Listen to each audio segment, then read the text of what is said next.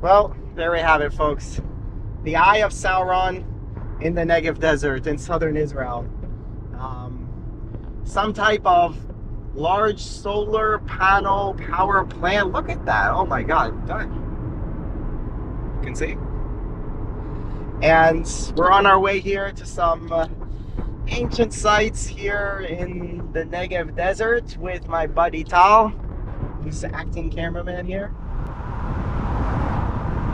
It's like 56,000 solar panels here. We can actually see them at the bottom. And that's producing clean energy here in southern Israel. Although, I don't know, it's quite intense to live with that kind of light coming down on you. I'm blinded. Look how many solar panels. Wow. We're going now to a site called Shifta, which is interesting because it has some ancient Byzantine buildings and also some Nabatean buildings. You know, Nabateans are the ones who built Petra and some other famous sites. Tal, what more can you tell us about this place? So apparently there's a lot of history there from the cross-contamination between Christians, Muslims, and then the polytheistic rituals of the Byzantine/Romans at the time. We're going to see what, in my opinion, is probably a really good site or example in Israel of like colonization step after step from different civilizations. Other than that, from what we saw online, the pictures look phenomenal. Like, the place looks absolutely beautiful. It looks breathtaking. If you guys have ever seen pictures of Petra online, it is a breathtaking place. We've both been there. It's amazing, but this will probably be like a mini Petra in Israel or something of the sorts. And obviously, a lot of Christian history, which is going to be very interesting. And it's all here in the desert background, which I think is the most beautiful part of Israel. You know, I love the Sinai Peninsula in Egypt. There's something about the desert view that is really calming and really nice. Check it out. It's pretty ugly. This one, no. There's a really nice desert place. This one, we happen to be driving. Wait, we go there 5 minutes. Just wait a second. All right, we've reached the real isolated desert here, and we forgot to get water. Tal here doesn't have any water, so we don't want him to die on the road. Yeah. So we're looking for a place to get some water so we can go on this desert adventure.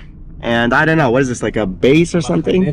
Oh, is this an army base? Oh yeah, it's an army base. So damn, we can't get water here. Maybe we can ask. Let's see if we can get ask water in the army base. It says the base for firing training or something. Firebenders, yeah, the base where you learn how to fire weapons or something. I don't know, but this is not supposed to film this, but it's okay. It's just like a base here in the middle of the desert. There's all kinds of places like that where people serve. It's pretty rough. The guards here were like pretty tired looking and depressed looking. Yeah, they were not very happy with us. Yeah, but there's no water that we can get there, so we're gonna have to do a little detour to get Talchuk here some water so he doesn't faint on the desert. It's pretty hot out here, even now in October. Yeah. Like even now in October, late October, so it's not the hottest season. You can get dehydrated here, so we need to go get some supplies. Go get some proper supplies. Anyway, this is what like a little village in the Negev Desert looks like. Tal thinks it's kind of boring. I think this place looks really kind of like sad, and also like there's this giant solar farm sticking out at you in the middle of your little village. It's an interesting place to live. Look how crowded the parking spot is. You see this? Look at the park. There's nowhere to park here. Where are you going to park? Oh my God. There's no space. A public pool here. There's no space. I mean, the parking lot is empty. All right, that's good. That's one advantage over Tel Aviv. I like that. Very easy to park. Empty parking lot, and Alec chooses the furthest possible parking spot. No, because the entrance was here, bro. Oh, yeah, because we can drive there. But then we'll get out. We'll get out faster. Don't listen to him. He doesn't know what he's doing. I know how to park. I know what I'm doing. All right, let's go get the supplies. It says mini market Ashelim. This is the only market you have in this whole village, probably. That's the way it is. Drive like 7 kilometers back to it. Yeah, this is, there's not many places you can get stuff that you need here. Oh, look, this is like where they get their mail, you see? This is the mail. I'm not sure this place is even open. You see, this is where your mail is. They don't actually drop the mail off at your house. They drop the mail here. All right, that is quite a decent size. Hopefully it'll be enough. Oh, check it out. They decorate the roundabout with old shoes that they paint yellow. Hey, there's actually a decent pair of shoes there. Maybe I should take them. You know what it's for, right? Hmm. What's it for? The hostages. Oh. That joke out. Possibly. Yeah, oh, there, look. See the yellow ribbon. Yeah, yeah. So, You haven't been in Israel for a long time, buddy. interesting type of monument. Just, yeah, well, no, I mean, like, I think you steal a pair of shoes from a monument for the Israeli hostages. I don't think that would, I could get a very nice shaming for that if that were to happen. Look, we saw some army bases before. This is their firing range. See? Where the IDF soldiers practice their weapons.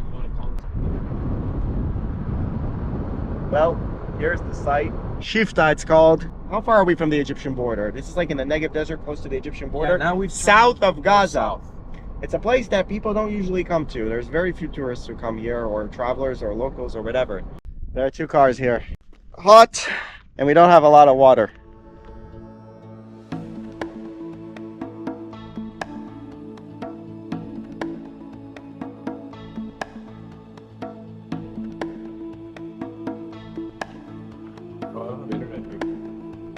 Here are also some of the faded out inscriptions. Byzantine era church. Completely intact, almost. What's left of the mosque is not as impressive. It's just over here, but it does show you the layers of religion that passed through this place. Because you had the Nabateans first, who were polytheists, so they believed in many different gods. And then they adopted Christianity under the Byzantines. And then, of course, the Arab invasion came, and we have a mosque here as well. Actually, we don't have any Jewish sites here in Shifta, which is quite rare. Most places in Israel where you go, you'll see an ancient Jewish site. Here, no. Maybe because it's so far off in the western Negev desert that it's like not quite in the boundaries of the areas where some of the Jewish kingdoms were.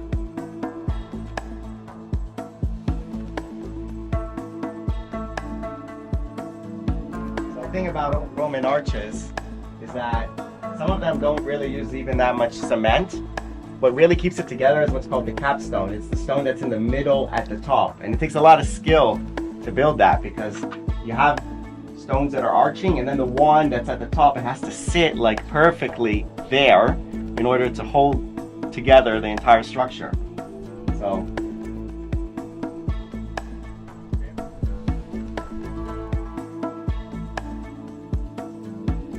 this is the mosaic. Whoa, looks like Greek letters.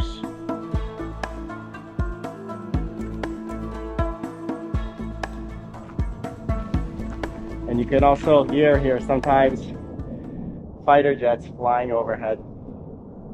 I believe that is a fighter jet. Whoa.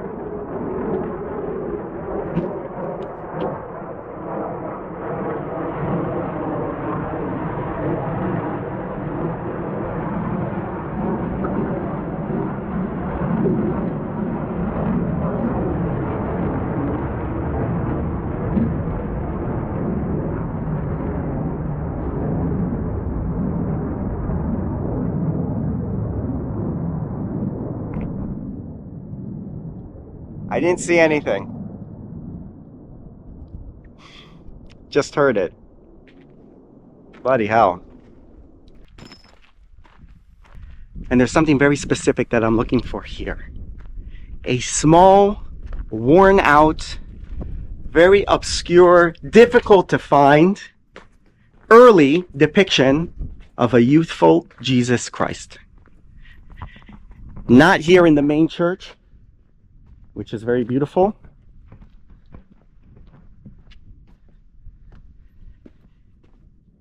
Somewhere here in this church compound.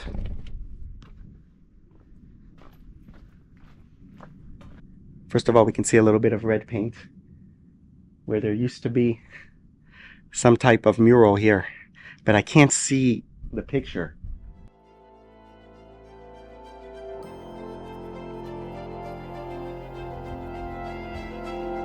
Oh my God, wait, I see it. I think I finally see it. Right over there.